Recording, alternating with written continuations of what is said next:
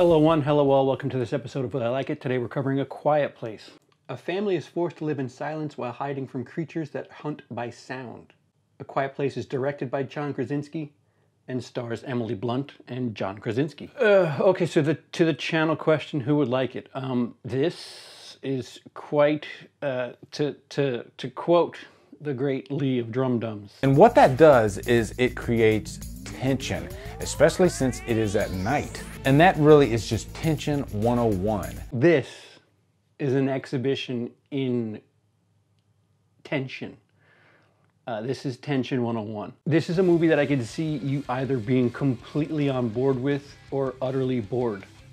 I don't think there's going to be much middle ground with this movie. I don't think, because it relies so, I don't want to call it, like, it sounds strange to call it a gimmick, but the fact that they cannot speak or they cannot make noise, either you're with it or you're just going to think it's a really quiet movie and there's nothing going on. Counting the sign language, I don't think there's but 20 minutes of dialogue in this movie, so it's really dependent on you being with the whole premise of the film. It's hard to compare it to other things. It kind of reminds me, like Don't Breathe was similar with Vision. There was two people in a house and they couldn't see and they were being hunted by somebody who could, but that was only like a portion of the movie. This entire movie takes place during a period where the main characters can't make noise. And it's really interesting to see how they do exposition. I would suggest if you can't read to not watch this movie because you're subtitles. The exposition is placed through newspaper clippings and other things going on. Oddly enough, the sound design, which I guess you would need to be on point for a film like this, the sound design is incredible. One of the children is deaf, and at least I remember noticing it in the beginning. In the beginning, for as much no sound as there is, you definitely knew when you were in the deaf girl's perception because the sound absolutely cut out. There wasn't any wind blowing or anything, and they did that quite effectively. And again, that was to prepare you for other things happening in the movie. But without trying to influence too much with my opinion, I think it's Hitchcockian in the tension that they build up. Right before you see a title screen, they ramp up the tension and they pay it off. And they kind of, prepare you for the 90 minutes that's going to follow. First of all, to anybody who's wondering, anybody who's on the fence about this movie, I would say, take a look at that Rotten Tomatoes score, or don't actually. Ignore it, lower your expectations, maybe go off the Metacritic score first, and also prepare yourself for the fact that there's not going to be much sound, there's not going to be much dialogue. If you're intrigued with that premise alone, then by all means,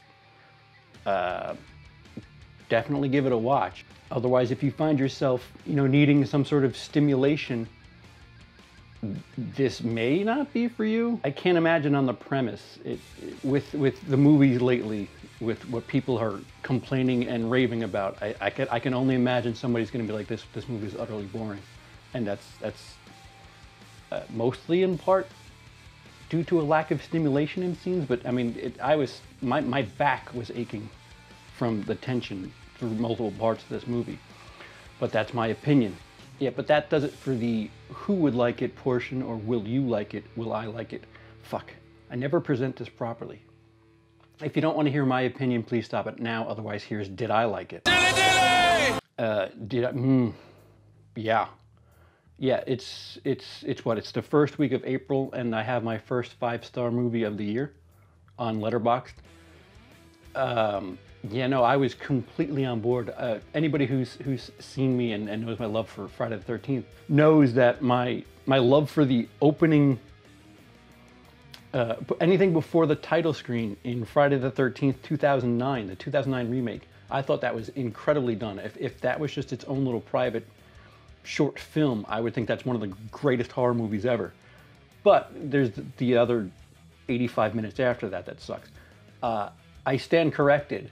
The prologue of A Quiet Place is just incredible. just incredible. They set up the tension really well, and you get a death pretty early, and it's paid off. Everything before the title screen could be its own little short film, and then you settle in and you wring your back out from the tension a bit, and you go on the ride. It's Krasinski does a good job of ramping up the tension, and then like letting you take a break a little bit with a river, wind blowing. There was a scene where Emily Blunt and John Krasinski have a moment, and they're listening to something on an iPod, and you're just like, oh right, music, sound, good. You get these little tension breaks every 15, 20 minutes or so, but if you find yourself wincing and putting yourself in the character's shoes, which is the best kind of horror, I think. I'm not doing it justice, because it's not like nothing happens, but there are these tense moments where they're walking, trying to be quiet, and next thing you know, 5 minutes have passed, and technically, for me to explain it, nothing happened. They're walking through a field, but you're with them being all tense and out of control for that 5 minutes. But yeah, I would seriously recommend it, especially to my horror brethren. We're getting some really quality thrillers here, and it's encouraging. It really is encouraging. So that's it, guys. If you saw it, let me know down below what you thought. If you're thinking of seeing it, let me know what you thought, or why not. What's got you on the edge? Maybe I can help. And what else are you looking forward to this April? Don't say Avengers. Don't say Avengers. Don't say it. Otherwise, that'll do it for me. I'm CP. Have a day.